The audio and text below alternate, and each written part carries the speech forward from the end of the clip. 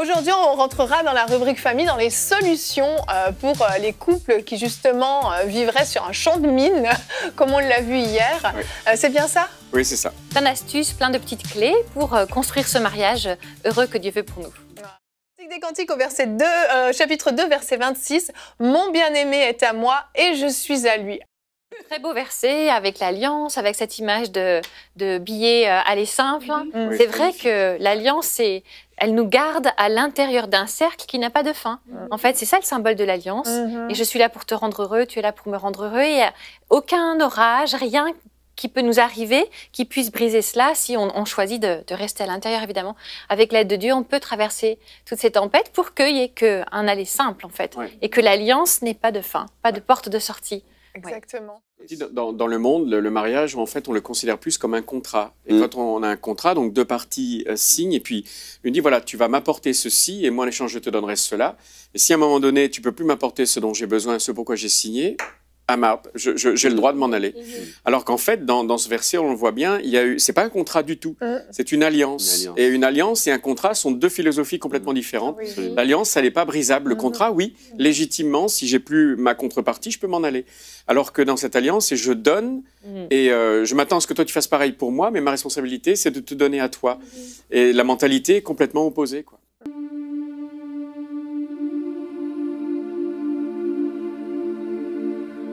Si nous sommes infidèles à l'alliance, lui reste fidèle de toute façon. Et ça, c'est ce qu'il attend de nous. Souvent que Dieu passe des alliances avec nous et pas des contrats, parce que jamais on aurait tous perdu. C'est vrai. Jamais à la hauteur. On disait au début qu'on rentre dans le mariage avec certaines attentes. Oui. Il y a des attentes qui sont très positives, très élevées, peut-être trop élevées, et d'autres fois, c'est l'inverse, on a des attentes très négatives. Est-ce que c'est bien d'entrer dans le mariage avec des attentes ou c'est pas une bonne chose finalement? C'est une bonne idée si on en a parlé. Si on en a parlé et qu'on est d'accord sur ce qu'on met derrière les mots, en fait. Même si on parle la même langue, nous, dans le cadre de notre vie, on a dû apprendre plusieurs langues. Et des fois, on dit des grosses bêtises en apprenant des langues. J'ai fait ça. Mais ce qui est important, c'est de savoir ce qu'on met derrière les mots, en fait. Donc, c'est bien d'avoir des attentes. Parce qu'en fait, les attentes sont des rêves aussi, qu'on peut vivre à deux. Il faut juste qu'on puisse bien les partager et expliquer ce que l'on met derrière ces mots-là. Des fois, on dit le même mot n'a pas la même valeur dans nos têtes selon notre contexte culturel, famille d'origine, notre histoire personnelle. Donc, des fois, on dit voilà ce qui me fait rêver. Et en fait, il vaut mieux prendre le temps d'expliquer, communiquer sur les attentes. C'est très important. Particulièrement pour ceux qui ont le projet de se marier, qui nous écoutent en ce moment, c'est important de mettre tout à plat. Déjà de confesser tout ce qui doit être confessé, que ça ne se découvre pas après le mariage. Et puis aussi de dire, voilà, quelles sont mes attentes dans la vie, mes objectifs. Et je pense que les fiançailles, c'est l'une des raisons pour lesquelles ça existe. Il faut apprendre à se découvrir avant. Et après, voir si nos attentes sont alignées et si on met les mêmes définitions derrière les mots. Et puis ensuite, voir si on veut se lancer dans ce projet de vie qui est à sens unique, dans le sens où il n'y a pas de billet de retour. C'est une aventure extraordinaire. Oui. Cette phrase, mais ça dit toujours quand on dit que l'arbre est toujours plus vert chez le voisin, ben, arrose ton jardin. Exact. Et si t'arroses ton jardin, ben, elle sera belle aussi. C'est ça. Tu vois. Une phrase que nous on dit souvent, c'est chacun doit écrire sa symphonie. Donc c'est exactement ça. Au niveau du couple, au niveau du mariage, la sexualité, etc. Chaque couple écrit sa propre histoire. Et tu tout à fait juste. Tu le dis. Exactement. Il n'y a rien de pire que la comparaison. Quand on compare, on est toujours perdant. C'est vrai. Quelle que soit l'approche et de n'importe quel côté qu'on soit. Elle est toujours négative. Toujours négatif. Il n'y a rien de pire que la comparaison. Ça, c'est sûr que. En plus, on ne voit pas le parcours des gens. L'envers du décor aussi. Des fois, les gens nous disent oh, on voudrait un couple comme vous, mais notre couple, ce qu'on a atteint avec notre couple est à portée de tout le monde. Il suffit juste de travailler. En fait, nous, ça fait 28 ans, 30 ans même, qu'on travaille tous les jours. Et l'investissement est unique et individuel par rapport à chaque couple. Il suffit en fait de le vouloir, en fait, d'en avoir envie. J'espère qu'on va vous donner envie d'avoir un couple heureux, en fait. Et surtout pas idéaliser des couples, projeter une image parfaite sur eux, parce qu'en fait, le couple parfait, ça n'existe pas. Ça n'existe pas. Personne n'est parfait. Tout le monde a un envers du décor, où on doit travailler sur soi, ou quand les chaussettes traînent, ou qu'on se réveille le matin, on a une mauvaise haleine, etc. Ça, c'est la vérité aussi. C'est vrai. Et il faut travailler tous les jours sur soi-même et sur notre couple. Donc, n'idéalisez pas de couple à la Facebook ou à les réseaux sociaux où on met que les photos où tout va bien, parce que c'est un immense mensonge. C'est vrai qu'il y a des moments où on va bien, heureusement, mais un couple, c'est une intentionnalité quotidienne. On se dit, c'est pas parfait, on a encore du travail à faire, on est marié depuis 28 ans, mais on a encore du boulot. Et c'est très bien comme ça, en fait, il ne faut jamais s'arrêter. Sinon, on s'ennuierait. Mais oui, donc, ne vous découragez pas, quoi. Ouais.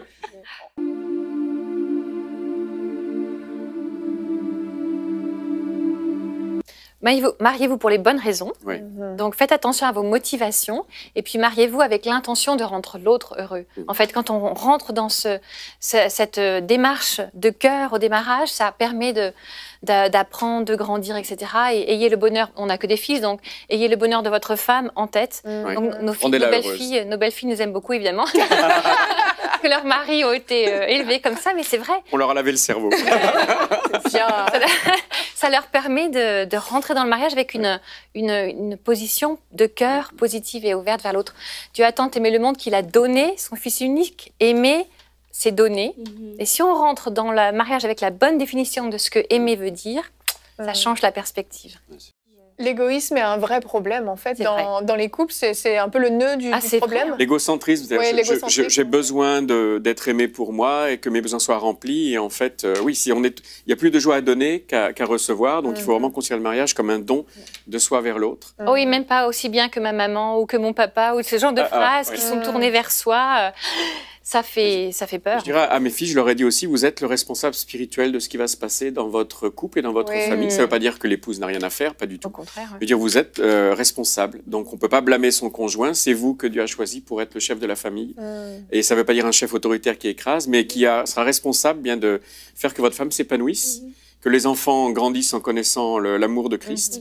Et donc, vous ne pourrez pas déléguer cette autorité à quiconque. C'est à vous que Dieu demandera des comptes. Donc, gardez-le bien à l'esprit. Alors, comment on peut faire justement pour désamorcer ces mines, pour éviter justement de faire réagir l'autre toujours à outrance et puis finalement rentrer dans un mariage le plus heureux possible et puis progresser pour aller de gloire en gloire? Oui. Alors, on va vous donner une des questions clés.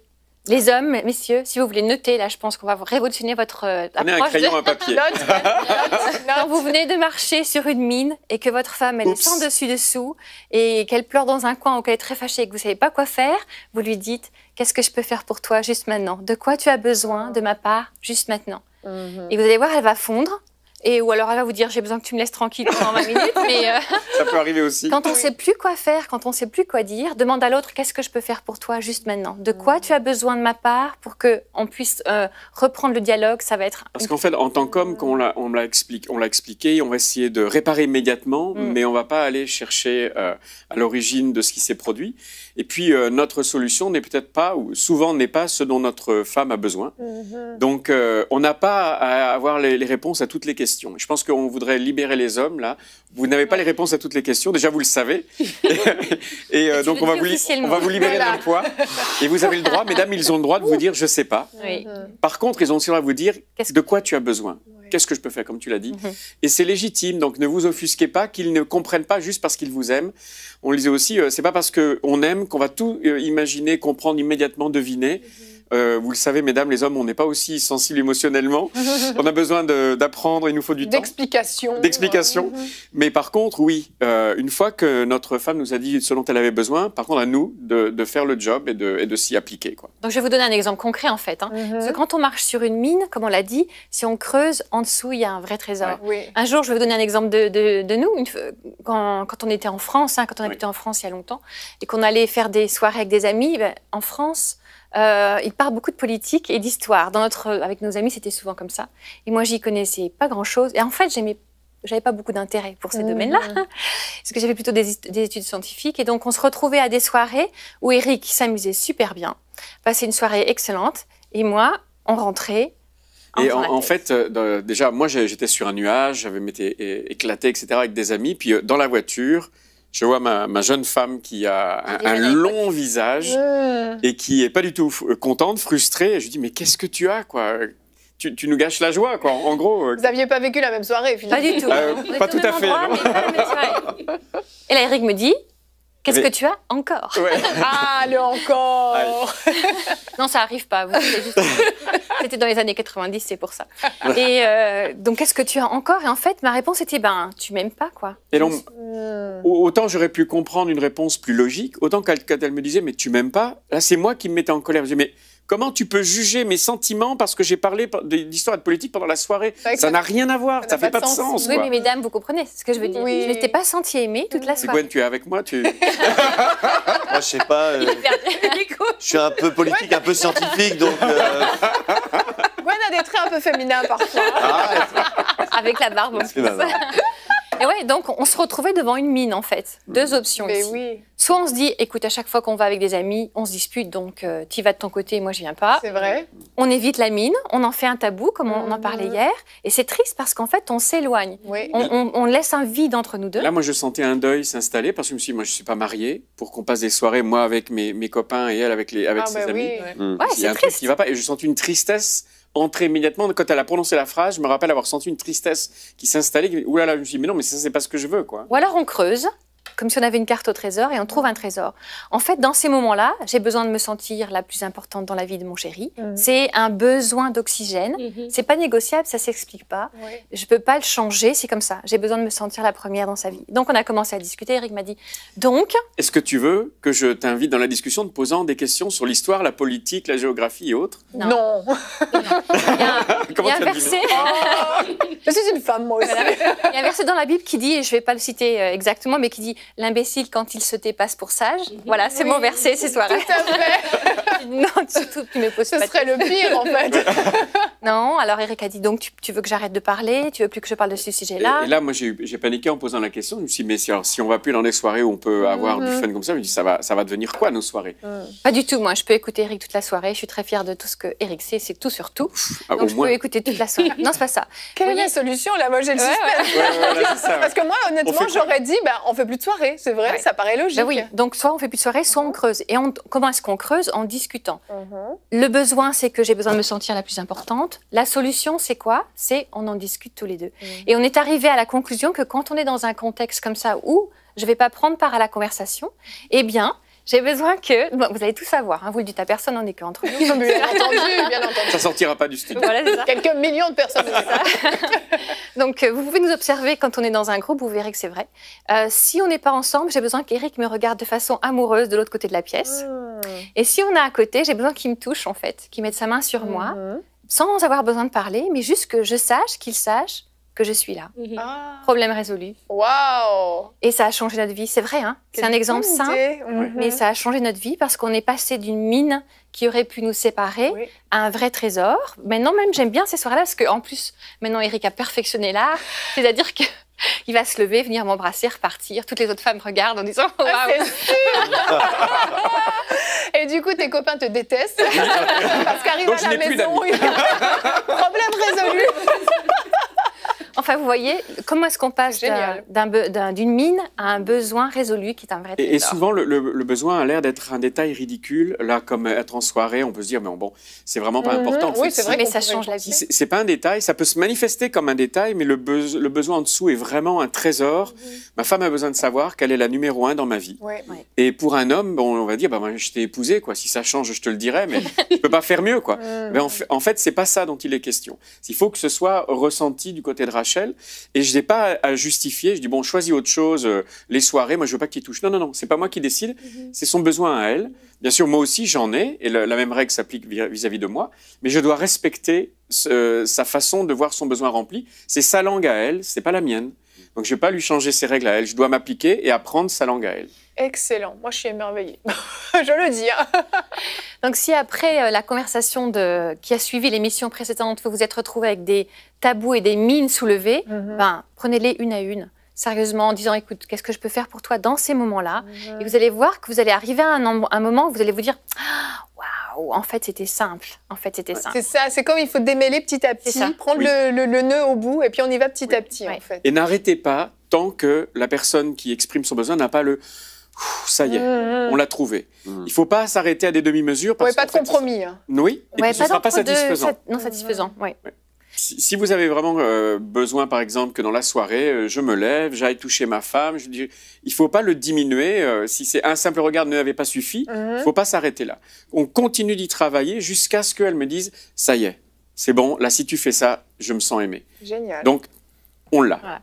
Et une autre façon de bien déminer, c'est aussi de préparer à l'avance les potentielles difficultés et les potentielles disputes et tensions entre nous, en fait.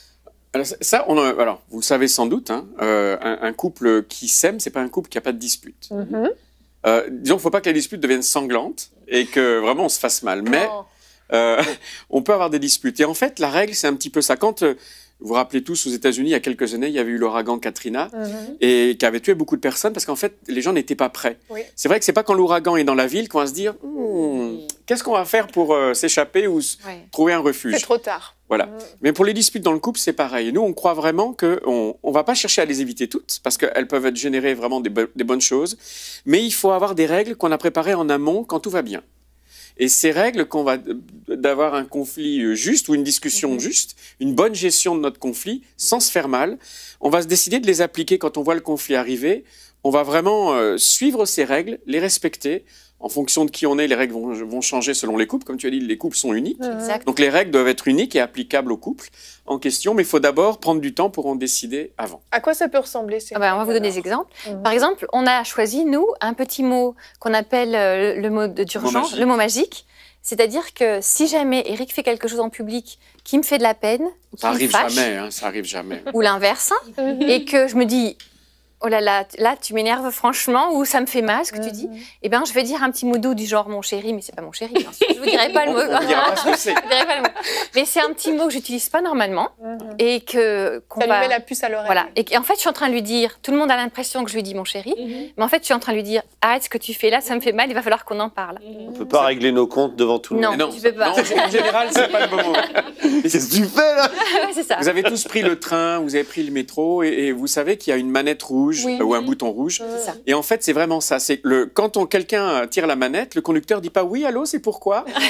Non, il perd tout, quoi. Voilà, il perd le contrôle, il arrête et il fait confiance à celui ou celle qui a tiré la manette. C'est vraiment une urgence. On évite l'escalade, en fait. Voilà. Et donc, en fait, si Rachel me disait ce mot magique, je vais pas lui dire mais pourquoi tu as utilisé le mot magique? J'ai rien fait de mal. Je lui fais confiance. C'est un choix qu'on a pris en amont. Et si elle l'utilise, je sais qu'elle ne joue pas avec. Je sais que c'est pas pour m'embêter. J'arrête ce que je suis en train de faire. Parce que mon objectif, c'est qu'elle est pas mal. Ben oui. Et après, par contre, on aura une discussion. Elle m'expliquera ce qui s'est passé, quoi. C'est ça, parce que toi, tu le sais pas forcément à ce moment-là, mais tu sais qu'il faut juste, on change de sujet, on passe à autre chose. C'est plus efficace que le coup de pied sous la table. C'est plus efficace. Ça fait moins mal. Oui, voilà aussi, oui. Et puis surtout, ça fâche pas, puisqu'on est d'accord au démarrage pour que ce signal, en fait. Et alors, donc après, si vous allez tout savoir sur nous. Après, quand on rentre à la maison, si on est vraiment fâché, on a le droit, on s'est donné le droit tous les deux de prendre 3 fois 30 minutes de temps mort. Comme au basketball. Temps mort, là, je choisis de t'aimer, mais là, tu m'énerves, par exemple. Alors, en fonction de la gravité, celui qui vient avec l'offense va dire soit je prends un temps mort, 30 minutes, soit 2, soit vraiment c'était très grave, ça va être 3. Et donc, là, l'autre fait aïe. Et donc, on utilise ce temps pour être chacun de notre côté. Moi, je boude.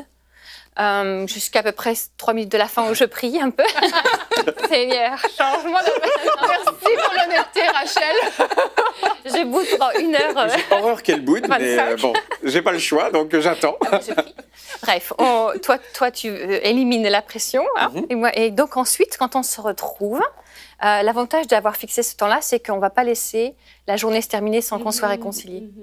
Et la Bible dit que c'est important. C'est le meilleur des moments, c'est la réconciliation. C'est la réconciliation, bien sûr. Oui, mais il y en a qui font exprès pour ce moment-là. Juste pour la réconciliation. On vous a remarqué, on vous a vu.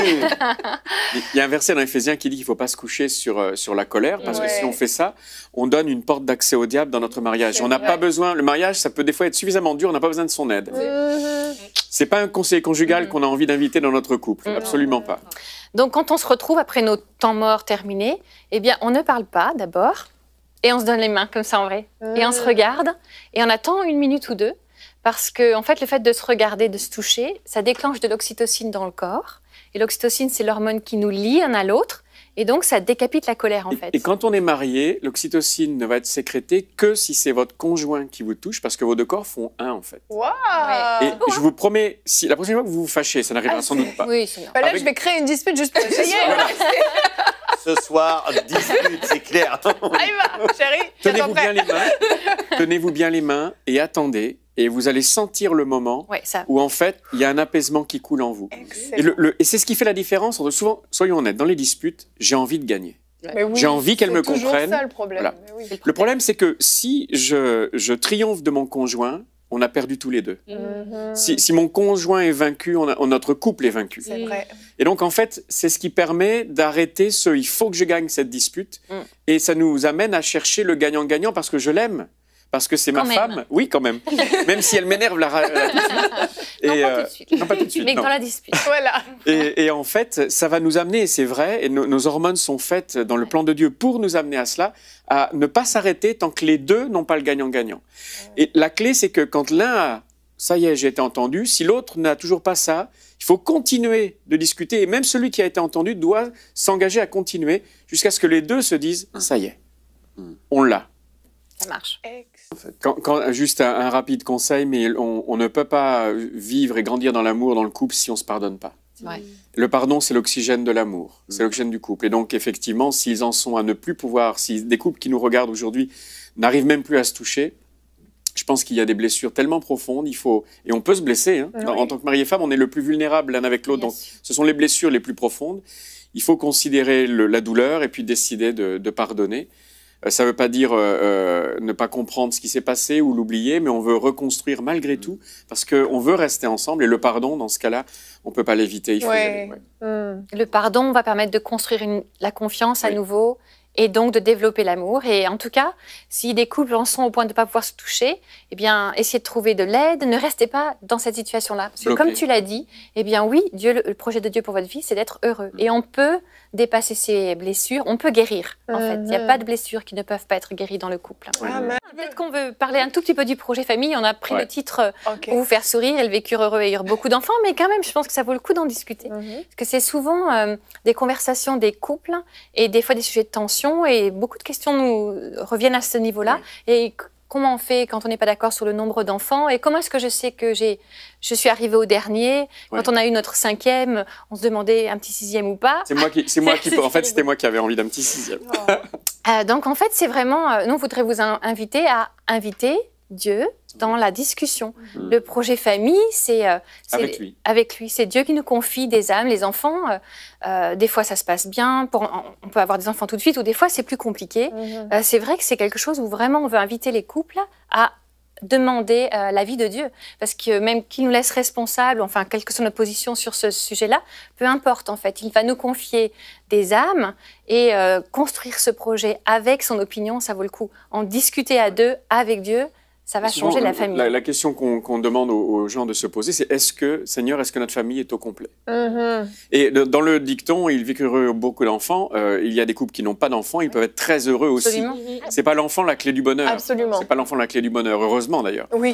Et si on s'attend à ce que ce soit l'enfant qui crée le bonheur pour le couple, c'est un mauvais calcul, parce que si le couple n'est pas heureux avant l'enfant, l'enfant ne va rien y changer. Donc il faut vraiment que le couple travaille sur lui. C'est le socle de la famille, c'est la fondation. Mais est-ce que, Seigneur, notre famille est au complet? Et puis je pense que le Saint-Esprit peut nous répondre et nous c'est ce qu'il a fait pour nous, entre autres. On a senti qu'en fait, au 5e, on était au complet. Donc notre projet famille s'est arrêté là. Et c'était très bien comme ça. Voilà, ils sont en face d'une mine. Ça vaut le coup d'en discuter, de savoir quelles sont les motivations. Pourquoi est-ce que tu en veux un de plus? Pourquoi est-ce que tu penses qu'on est arrêté? Seigneur, on va te demander, te poser la question. Et on attend la réponse de Dieu chacun de son côté. On la confronte, on la compare, jusqu'à ce qu'on sente la paix de Dieu dans le cœur de l'un et de l'autre. En fait, à chaque fois qu'il y a un conflit, c'est ce principe-là. Il y a un trésor en dessous. Voilà, systématiquement, il y a quelque chose de bon qui peut en sortir si on prend le temps de dialoguer, de s'écouter. Et ça part souvent en fait, des besoins de l'un ou de l'autre. Si j'ai bien compris, j'essaie de résumer. Oui, c'est ça. Yes, j'ai réussi. Exactement ça. Ce qui donne de l'espoir parce qu'en fait, rien qui puisse nous arriver ne sera la fin de l'histoire. On peut toujours creuser, trouver le trésor, grandir. On est dans une alliance tous les deux, on a fait une alliance, on va y arriver tous les deux avec l'aide du Saint-Esprit. Même si des fois c'est dur, hein, c'est sûr. Oui. Eh bien, Seigneur Jésus, on veut te prier tous ensemble ici, et pour tous ceux qui regardent en ce moment cette émission et qui sont, comme on vient de le mentionner, dans une souffrance et qui se disent « mais nous, on ne va pas y arriver ». Eh bien, je voudrais vous dire, si vous allez y arriver, pas parce que vous êtes fort, mais parce que Christ est fort en vous. Et parce qu'avec lui, rien n'est impossible. On peut tout à fait confesser sa faiblesse et se dire j'ai l'impression que ça va pas marcher. Mais du moment que vous amenez ce problème à la croix et que vous demandez au Seigneur que vous l'invitez à venir vous aider, il va le faire. Que vous puissiez retrouver de l'espoir parce que si vous le voulez, eh bien, vous allez réaliser que Dieu est du côté de votre couple et qu'avec lui, il y a toujours de l'espoir, qu'il est là pour vous secourir, vous soutenir et faire en sorte que vous puissiez passer de l'autre côté de l'épreuve. On a parlé de mines, mais Dieu veut transformer le mal en bien et c'est vraiment uniquement ce qu'on a apporté aujourd'hui. C'est que ces mines peuvent devenir des trésors, sont en fait des trésors qu'on n'a pas encore pris le temps de déterrer, de découvrir et de transformer notre champ de mine en un jardin d'Éden, comme Adam et Ève qui le cultivaient tous les deux. Eh bien, chaque couple a un jardin d'Éden à découvrir tous les deux, à faire fleurir, à faire grandir. Et Seigneur, je te prie pour qu'il y ait vraiment de l'intentionnalité dans tous ces couples qui choisissent. Ils vont pas laisser la vie décider pour eux. Ils vont décider de vivre ce qu'ils ont choisi de vivre avec toi, en étant intentionnels, non pas une fois par an, non pas une fois par mois, mais vraiment tous les jours. De se dire on va travailler à notre couple, on va travailler à ce qui nous sépare pour qu'au contraire ça nous rapproche. Et tout cela on te le demande en ton nom, Jésus. Amen.